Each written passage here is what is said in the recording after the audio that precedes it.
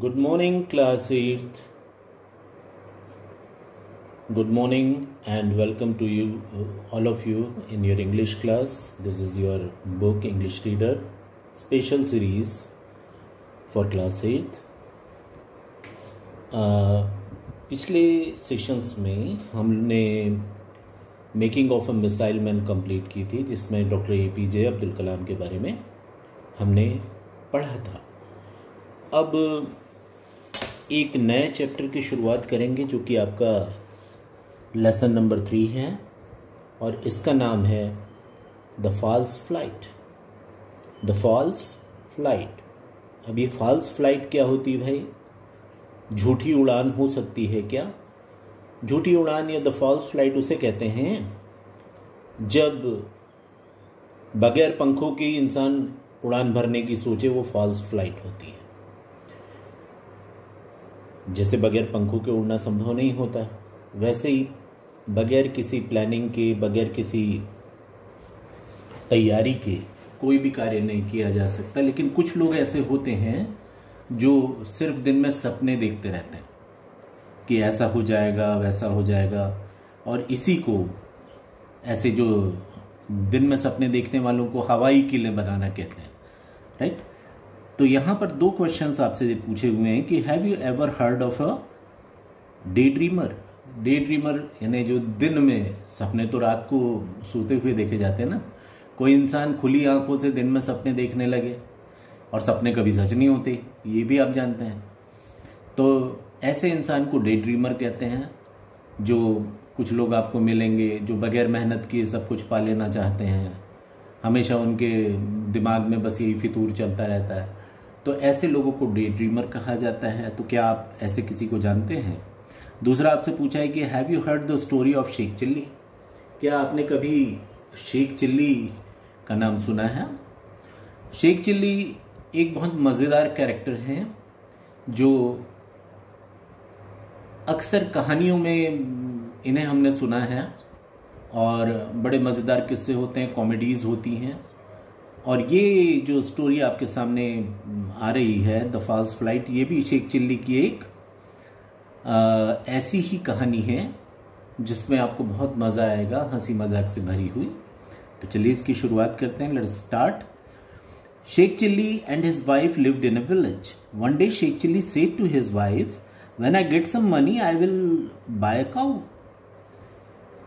Husband wife Sheikh Chilli और उनकी पत्नी दोनों एक गांव में रहते थे। एक दिन शेख चिल्ली ने अपनी पत्नी से क्या कहा?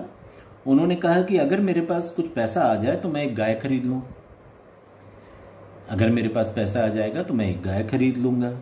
अब शेख चिल्ली की पत्नी तुरंत बोली, his wife replied, then I will milk the cow, we will need lots of clay pots.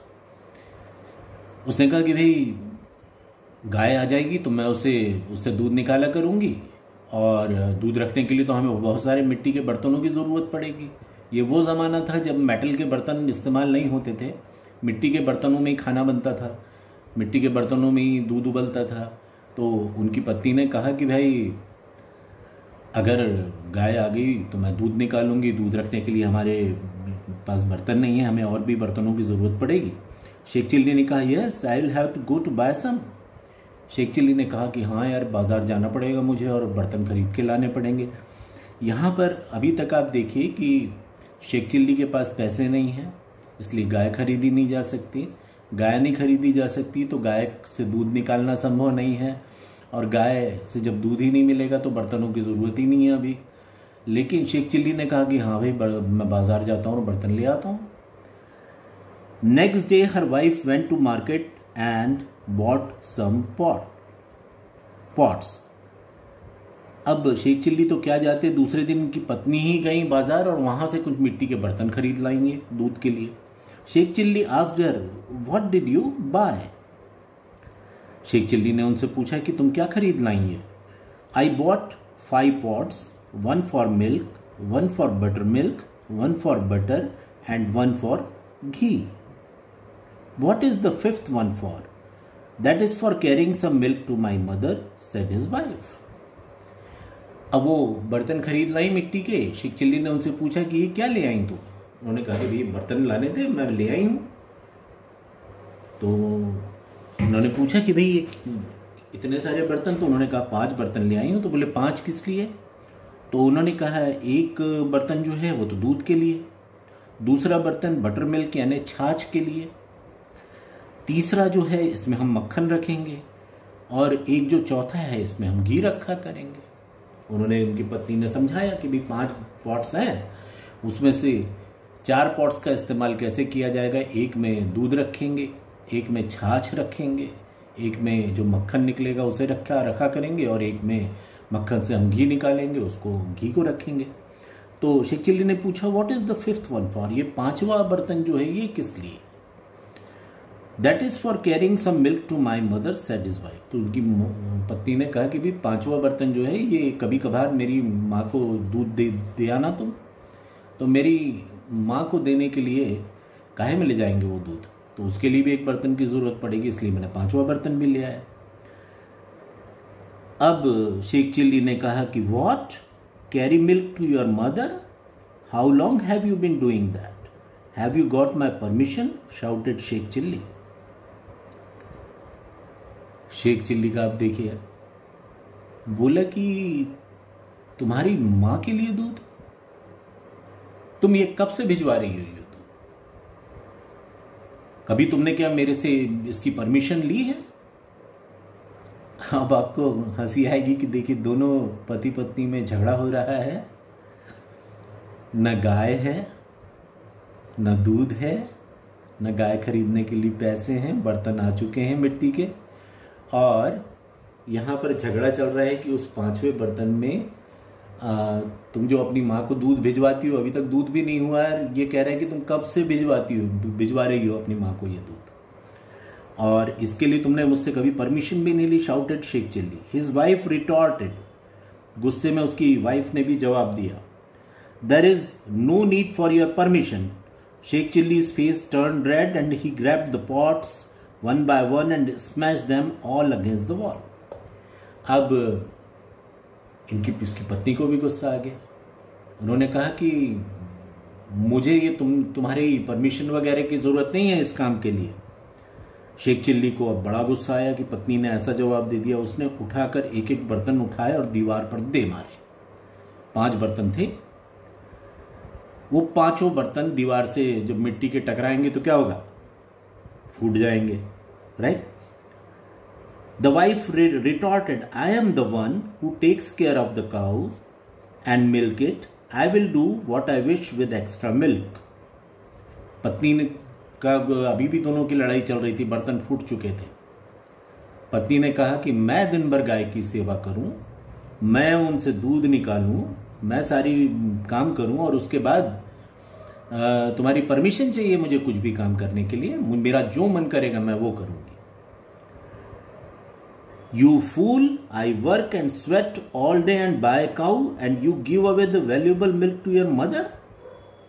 Sheikh Chilli ने कहा कि दिन भर मेहनत मैं करूं, पैसे बचाऊं, पैसे कमाऊं, गाय लेकर मैं आऊं, और तुम इतना कीमती दूध जो उस गाय का है वो मुफ्त में अपनी मां को भिजवा रही हो, तुम बेवकूफ हो। Roared the husband, a neighbour came to their house, he asked the angry husband, what is the matter, why are you shouting. अब जब ये लड़ाई झगड़ा चल रहा था तो जोर जोर से बोलने की आवाजें पड़ोस तक पहुंची। एक जो पड़ोसी था वो बेचारा जल्दी जल्दी आया दौड़ते हुए, और उसने पूछा कि क्या हो गया, क्यों झगड़ रहे हो, इतना जोर जोर से क्यों चिल्ला रहे हो तुम दोनों। This woman is giving away the milk from our cow to her mother, the neighbour said, your cow. Sheikh Chilli ने उससे कहा कि ये औरत मुझसे बगैर पूछे हमारी गाय का दूध अपनी माँ तक भिजवाती रहती है, माँ को भिजवाती रहती है। तो नेबर को भी आश्चर्य हुआ क्योंकि उसको तो पता था इनके घर में कोई काऊ नहीं है। उसने कहा, योर काऊ, तुम्हारी गाय। Yes the cow I am going to buy, हाँ वो गाय जिसको मैं अभी खरीदने वाला हूं।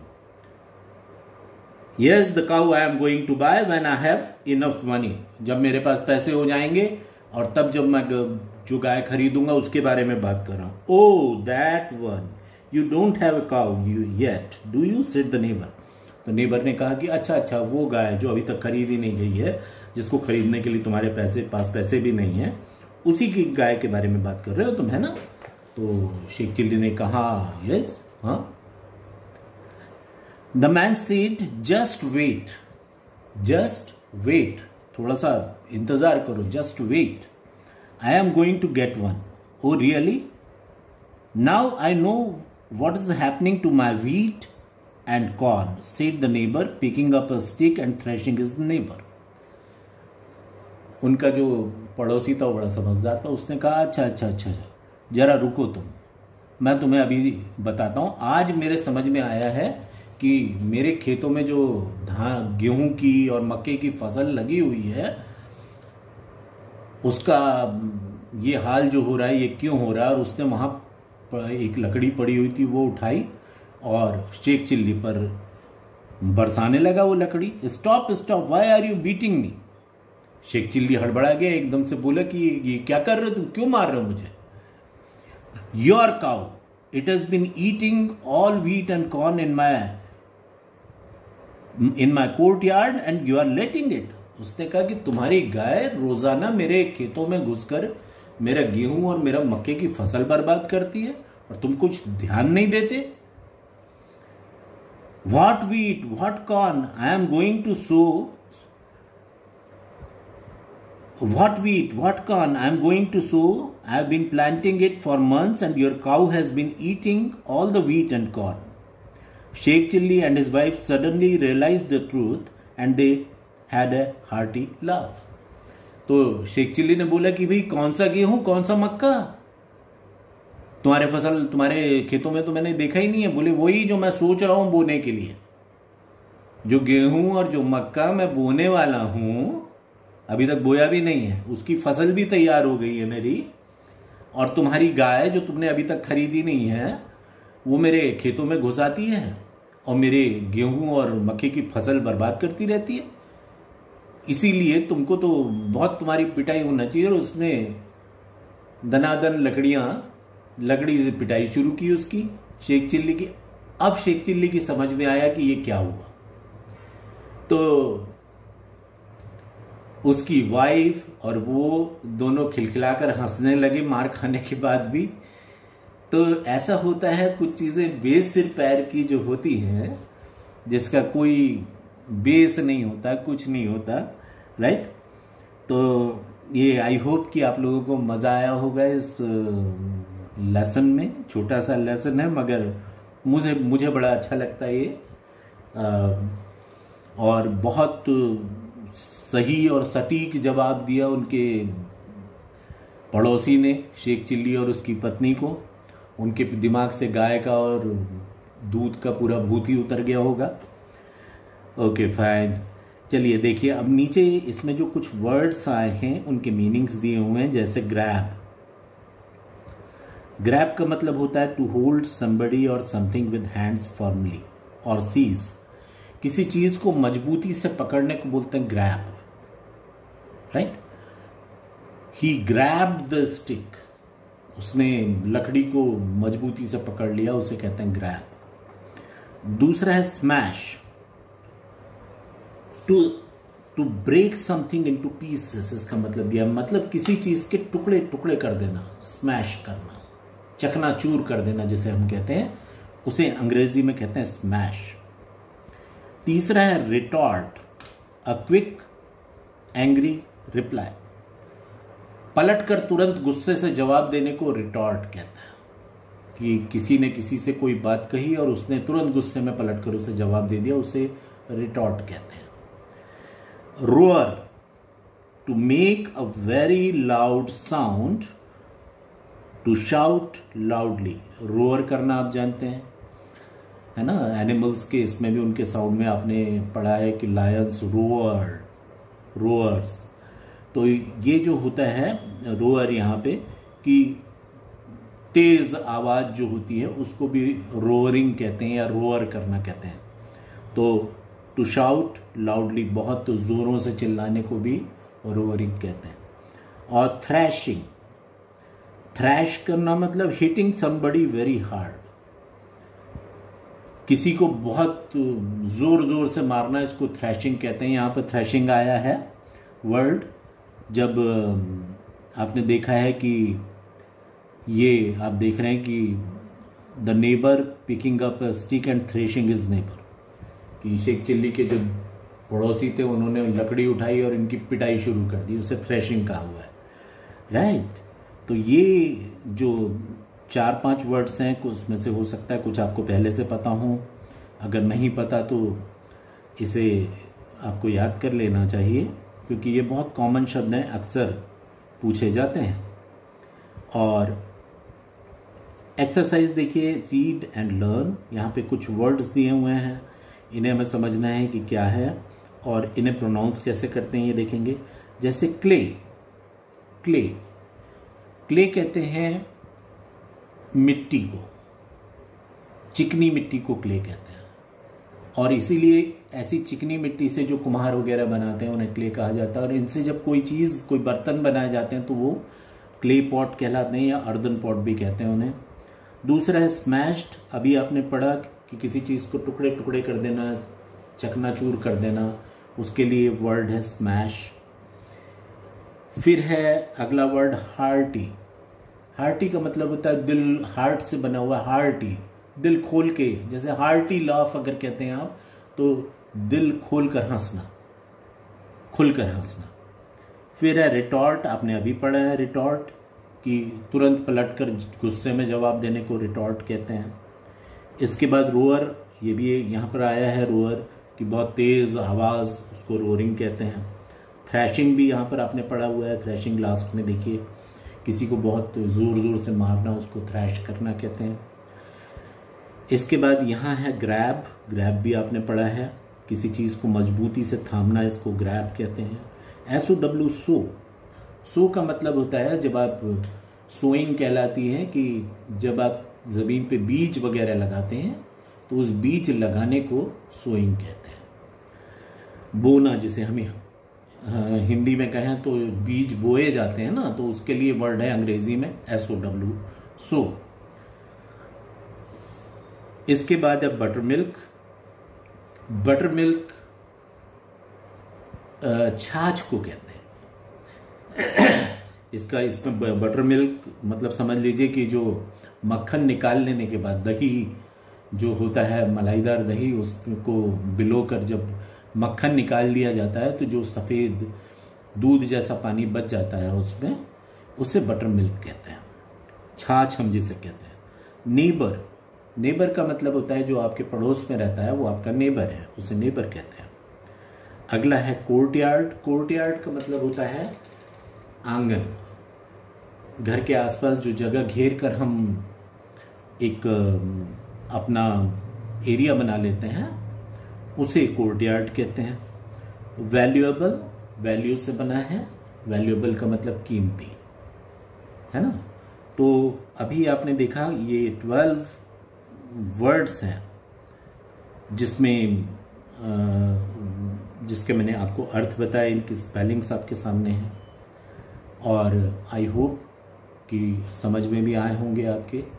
इसको आपको जब मैं कहूँ, जब मैं समझाऊँ, तो आपको इसको नोट कर लेना चाहिए, ताकि पढ़ाने के बाद भी ये चीज़ आपके पास रहे।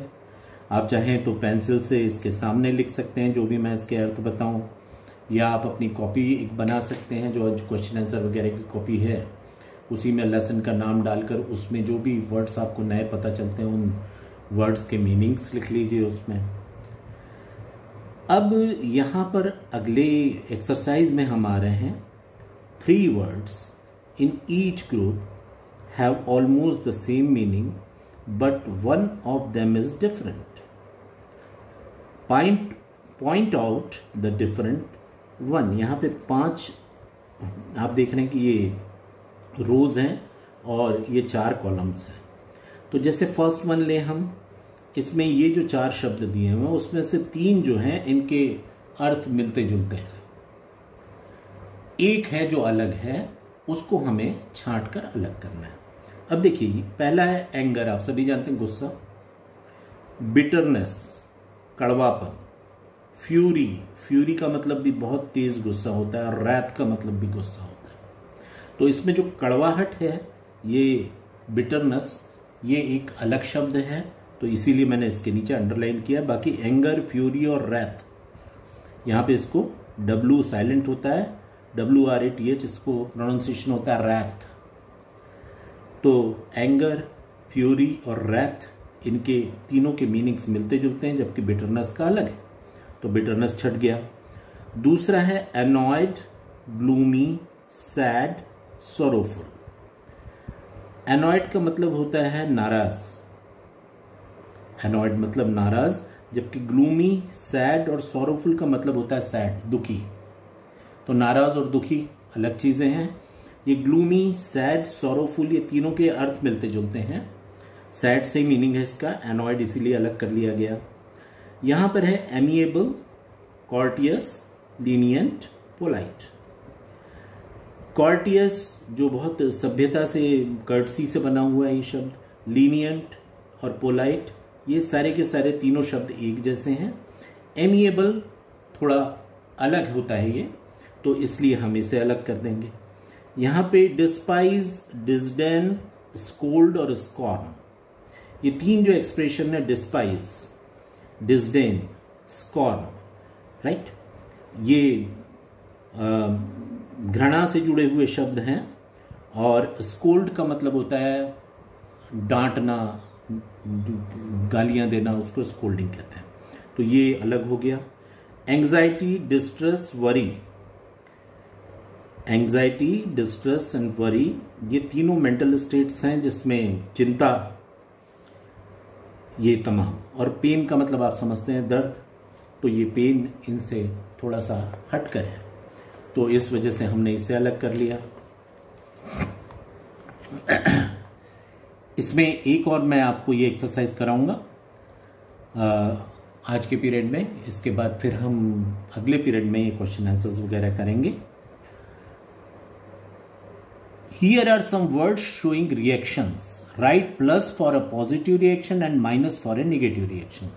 देखिए जो हमारी फीलिंग्स होती हैं ये पॉजिटिव और नेगेटिव हो सकती है। जैसे हम कहते हैं गुस्सा, ये एक नेगेटिव एक्सप्रेशन है, नेगेटिव इमोशन है। खुशी एक पॉजिटिव इमोशन है ना।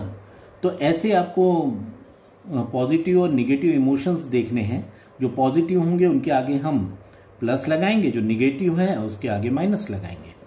जैसे ऑफुल, ऑफुल मतलब भयानक जिसको बोलते हैं, तो ये माइनस, जिससे डर पैदा होता है। अमेजिंग, ये प्लस लगाया है मैंने, ये पॉजिटिव इमोशन है। किसी चीज को देखकर अमेज्ड हो जाना, एकदम चकित हो जाना, तो ये एक खुशी की बात होती है ना। अमेजिंग कि कोई ऐसी चीज देखी जो एकदम से खुश हो गए आप देखकर, चकित हो गए, तो ये पॉजिटिव है। टेरिबल, टेरिबल का मतलब भी भयानक होता है, तो इसीलिए ये डर पैदा करता है, तो ये नेगेटिव इमोशन है। एक्सीलेंट, बहुत खूब, शानदार जिसको कहते हैं, तो ये एक पॉजिटिव इमोशन है, इसीलिए प्लस लगाया है। टेरिफिक, टेरिफिक ये भी तारीफ के लिए कहा जाता है कि बहुत बढ़िया। सुपर्ब, ये भी तारीफ के काबिल कोई चीज होती है, उसको कहते हैं कि सबसे अच्छा, सुपर्ब। रिमार्केबल, ये भी तारीफ के लायक है। और नॉनसेंस मतलब बकवास, तो ये निगेटिव है, बाकी ये सब पॉजिटिव हैं। तो ये निगेटिव और पॉजिटिव इमोशंस हैं, और हमें कोशिश करनी चाहिए कि हमारे भीतर भी पॉजिटिव इमोशंस ज़्यादा बने और नेगेटिव इमोशंस से हम दूर रहें। नेगेटिव इमोशंस होते हैं घृणा, क्रोध, जेलसी, किसी से ईर्ष्या रखना, नाराजगी, ये सारे के सारे इमोशंस जो हैं ये निगेटिव इमोशंस हैं। ये आपको जिस किसी में भी ये निगेटिव इमोशंस होते हैं वो उसी व्यक्ति को नुकसान करते हैं। जबकि जो पॉजिटिव इमोशंस अगर आपके मन में हैं कि आप किसी की तारीफ कर सकते हैं, किसी का अच्छा देखकर आप खुश होते हैं, तो ये आपकी अपने लिए भी अच्छा होता है और ये दूसरों के बीच में भी आपको तारीफ के काबिल बनाता है, राइट। तो हमें कोशिश करनी चाहिए कि पॉजिटिव इमोशंस को हम प्रमोट करें और नेगेटिव इमोशंस जो हैं उन्हें हम सप्रेस करें, उन्हें दबाएं, उन्हें अपने जीवन से निकाल दें। तो यहाँ तक मैंने आपको बता दिया, ये पेज नंबर 16 है। और कल मैं आपको, कल यानी कि अगले जो आपका सेशन होगा उसमें मैं आपको इसके क्वेश्चन आंसर्स कराऊंगा और आगे बढ़ेंगे। फिर काफ़ी ज़्यादा एक्सरसाइजेस हैं, लेसन तो छोटा था लेकिन एक्सरसाइजेस काफ़ी ज़्यादा है, पेज नंबर 24 तक हैं एक्सरसाइजेस। तो 1-2 पीरियड लगेंगे शायद और उसमें हम इसे कंप्लीट कर लेंगे। तो जो मैं करवाता चलूँ इसे आप ध्यान से थोड़ा सा करते जाएंगे। Okay, thank you all for being with me. Thank you, bye.